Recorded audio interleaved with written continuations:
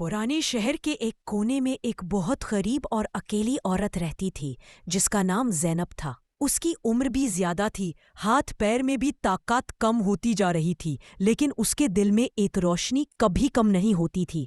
وہ روشنی تھی اللہ پر یقین کی۔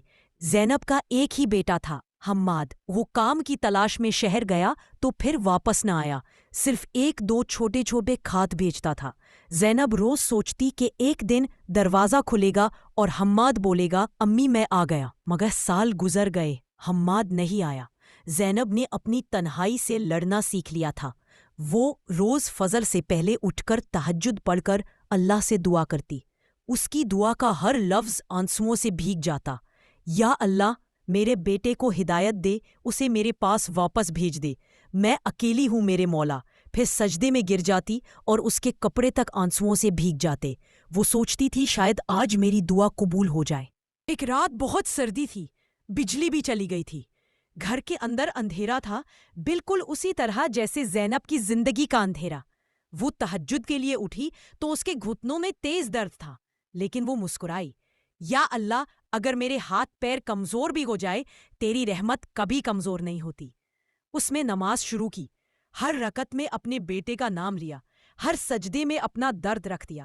رات کے اس وقت جب سب سو رہے تھے، زینب کا گھر اللہ کے ذکر سے روشن ہو رہا تھا۔ اس نے دعا میں کہا، یا اللہ، میں تجھے یاد کرتی ہوں، تو مجھے یاد کر لے، تو میرے بیٹے کو راستہ دکھا دے، میرے آنسو ضائع نہ کر۔ اس وقت دور شہر میں حماد بھی زندگی سے تھک چکا تھا۔ برے لوگوں کی صحبت، نوکری کا نہ ملنا اور غلط راستے اس نے پکڑ لیے تھے۔ وہ رات کو شراب پی کر روڈ پر گر گیا۔ ٹھنڈ بہت تھی، اس کی سانسیں دھیمی ہونے لگی۔ اس نے آسمان کی طرف دیکھا۔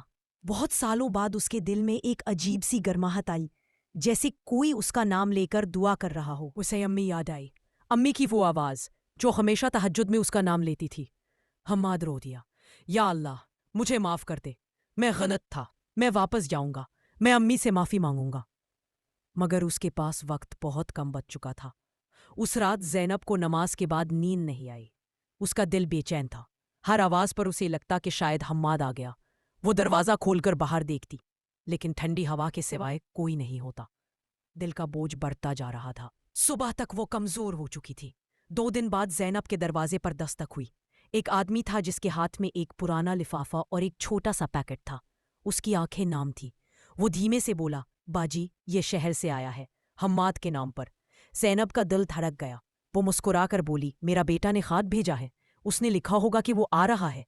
آدمی نے سر جھکایا اور صرف اتنا کہا، باجی پہلے یہ خط پڑھ لیں۔ زینب نے کانپتے ہاتھوں سے لفافہ کھولا۔ اندر ایک کاغذ تھا جس میں لکھا تھا، امی، میں بہت دنوں بعد یہ خط لکھ رہا ہوں۔ میں غلط تھا، میں آپ کا بیٹا ہو کر بھی آپ کا سہارا نہیں بن سکا۔ امی، مجھے معاف کر دیجیے گا، میں بہت بیمار ہو گیا ہوں، میرے پاس کچھ وقت نہیں بچا۔ میں واپس آپ کے پاس آنا چاہتا ہوں، لیکن لگتا ہے قسمت مجھے موقع نہیں دے گی۔ امی، جب آپ تہجد میں میرا نام لیتی ہے نا، مجھے محسوس ہوتا ہے بہت شرمندہ ہوتا ہوں۔ آپ کے آنسو اللہ۔ زینب کے ہاتھ سے خط گر گیا۔ اس نے آسمان کی طرف دیکھا۔ یا اللہ، میرا بیٹا کہاں ہے؟ اس آدمی نے آنسو پوچھ کر کہا، باجی، حماد 2 دن پہلے سردی لگنے سے چلا گیا۔ اس نے مرنے سے پہلے کہا تھا یہ خط امی کو دے دینا۔ زینب چپ ہو گئی۔ وہ گرتی گرتی کرسی پر بیٹھ گئی۔ اس کے آنسو رک گئے۔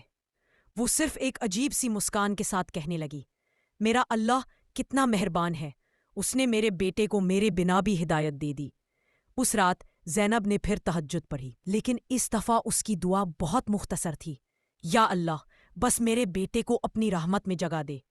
اس کے بعد اس نے تسبیح اپنے سینے سے لگائی اور دھیرے سے آنکھیں بند کر لی۔ لوگ کہتے ہیں زینب نے اس رات حماد سے ملنا پا لیا۔ مورل اسلامک، جو آنسو تہجد میں بہتے ہیں، اللہ انہیں کبھی ضائع نہیں کرتا۔ اللہ دلوں کو پلٹ دیتا ہے، راستے بدل دیتا ہے، اور کبھی کبھی دعا کا اثر اس وقت ہوتا ہے جب انسان خود محسوس بھی نہیں کرتا۔ اسی لیے کبھی دعا، کبھی تہجد اور کبھی اللہ پر بھروسہ چھوڑنا نہیں چاہیے، کیونکہ اللہ سب سے زیادہ رحم کرنے والا ہے۔